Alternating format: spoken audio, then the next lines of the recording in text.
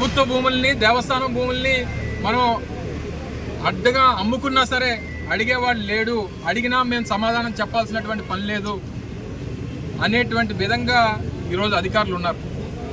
అది నేను అడుగుతా ఉన్నా, సరే రెవెన్యూ అధికారులు పైన ఉన్నటువంటి కలెక్టర్ గారి దగ్గర నుంచి కింద ఉన్నటువంటి విఆర్ఓ వరకు వీరందరి పాత్ర ఉందనుకుందాం. సరే వీరు ఇదంతా చేశారనుకో, అసలు ఎండోమెంట్ డిపార్ట్మెంట్ ఏం చేస్తుందండి?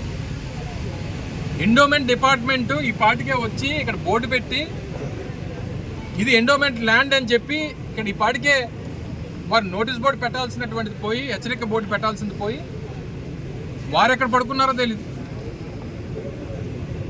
అసలు ఇదంతా చేయడానికి ఇక్కడ ఎవరు అండగా నిలబడ్డారు? ఒకవేళ అండగా నిలబడకపోతే ఇంత ఇష్యూ గడిచినటువంటి 10 రోజులుగా జరుగుతున్నా ఉన్నప్పుడు ఎందుకు స్పందించట్లేదు?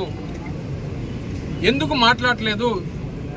అధికారంలో ఉన్నటువంటి స్థానిక ప్రజాప్రతినిధులుగా, అధికార పార్టీకి సంబంధించినటువంటి కూటమి పార్టీ నాయకులుగా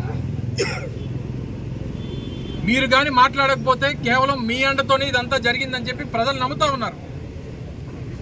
ప్రజలతో పాటు వైఎస్ఆర్ కాంగ్రెస్ పార్టీ నమ్ముతా ఉంది. మీరు స్పందించకపోవడానికి గల కారణాలేంటి?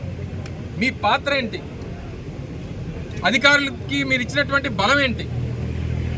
ఒకవేళ లేదు, మా పాత్ర లేదు, లేదా మేము చెప్పింది అబద్ధం అయితే, ఇప్పుడు మీ ముందు పెట్టినటువంటి పత్రాలు లేదా తప్పుడు పత్రాలు అయితే చెప్పండి. వైఎస్ఆర్ కాంగ్రెస్ పార్టీ మా మీద లేదా ప్రభుత్వం మీద, మా అధికారుల మీద తప్పుడు ఆరోపణలు చేస్తుంది, అది జిరాయితీ భూమే, కేవలం వీరే దాన్ని దేవస్థానం భూమి కింద, ఎండోమెంట్ ల్యాండ్ కింద దీన్ని చిత్రీకరిస్తూ ఉన్నారు, వీళ్ళు తప్పుడు ఆరోపణలు చేస్తూ ఉన్నారని చెప్పి ఇప్పటికే ప్రజాప్రతినిధులు మాట్లాడాలి కదా. ఎందుకు మాట్లాడట్లేదు?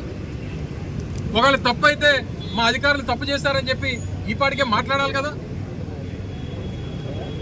ఇందులో అధికారులు, అధికార పార్టీ నాయకులు ప్రతి ఒక్కరి పాత్ర ఉందని చెప్పి ఈరోజు ప్రజలు నమ్ముతా ఉన్నారు. ప్రజలతో పాటు వైఎస్ఆర్ కాంగ్రెస్ పార్టీ నమ్ముతా ఉంది.